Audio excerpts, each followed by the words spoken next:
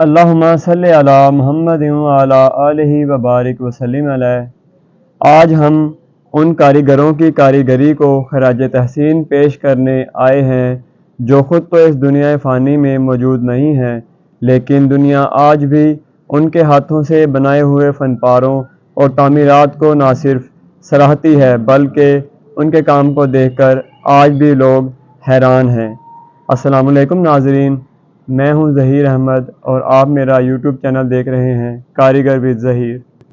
لیکن جب ہم یہاں پہنچے تو ہم نے یہاں پر ایک سائن بورڈ دیکھا جس کے پر لکھا تھا کہ یہاں پر تعمیرات کا کام جاری ہے۔ اس وجہ سے ہم قلعہ جہانگیر میں داخل تو نہ ہو سکے، لیکن ہم نے یہ سوچا کہ ہم اپنے ناظرین کو اس کی تاریخ سے آگاہ کرتے چلیں۔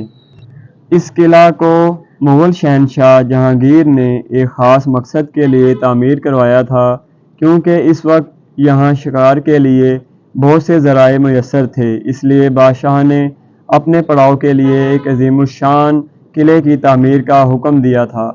تزک جہانگیری کے مطابق 1607 میں شہنشاہ جہانگیر نے اپنے ایک مشتاق شکاری سکندر امین کو اس قلعے کی تعمیر کا حکم دیا تھا۔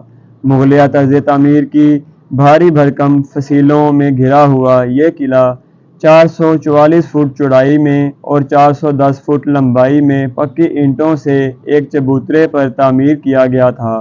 اس میں فصیل کی چوڑائی بھی شامل ہے جو 22 فٹ ہے۔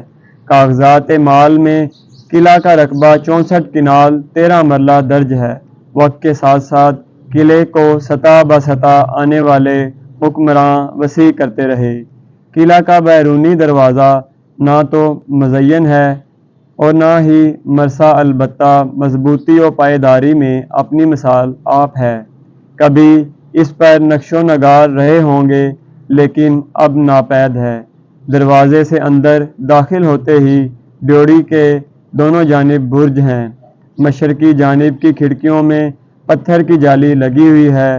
ڈیوڑی سے اندر جانے کے لیے دو دروازے ہیں، ایک دائیں جانب اور دوسرا بائیں جانب۔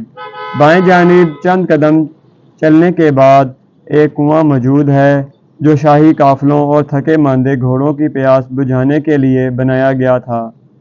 اس کنویں کا قطر 8 فٹ اور گہرائی 58 فٹ ہے۔ یہ کنواں ابھی تک اصل حالت میں موجود ہے۔ اس کا ڈھلوان راستہ جنوبی دیوار کے ساتھ ساتھ دوسری منزل کی طرف جاتا ہے۔ مغلوں کے زوال کے بعد اس قلعے کی تاریخ گمنام سی ہو گئی اور برصغیر میں بے امنی روزمرہ کا معمول بن گئی۔ یہ سلسلہ برسر پیکار حاکموں کی پناہ گاہ بن کر رہ گیا اور قلعہ شیخو پورہ تقریباً 2 سال بعد 1806 میں اوبل سنگھ اور امیر سنگھ کے قبضے میں آ گیا۔ اوبل سنگھ اور امیر سنگھ اس علاقے میں بے امنی کا سبب بنتے رہے اور رنجیت سنگھ حاکم پنجاب ہوا تو اوبل سنگھ کو اس قلعے میں اپنا دفاع کرنا پڑا۔ قلعے کی تسخیر کا یہ کام آخر کار امرتسر کے بھنگی قبیلے کی حاصل کردہ احمد شاہ ابدالی کی بھنگیوں کی ایک اسی توپ سے کر دکھایا۔ بیرونی دروازے توڑ کر راجہ کا لشکر قلعے میں داخل ہوا۔ راجہ رنجیت سنگھ نے قلعے کی تسخیر کے بعد اسے اپنے سپوت کھڑک سنگھ کے حوالے کر دیا۔ کھڑک سنگھ کی والدہ یہاں قیام پذیر ہوئی۔ وہ ایک ذہین ملکہ تھی اور رنجیت سنگھ کی نظروں میں ہمیشہ بلند رہی۔ عقل مندی اور دور اندیشی سے کام لیتے ہوئے اس نے غیر آباد زمینوں کو کسانوں میں بانٹ کر ان کی وفاداریوں کو موہ لیا۔ رانی نائکا پنجاب کی ناکائی سردار کی بہن تھی۔ جب یہ رانی قلعہ میں قیام پذیر ہو چکی تو قلعہ کی تعمیرات خاک ہو چکی تھی۔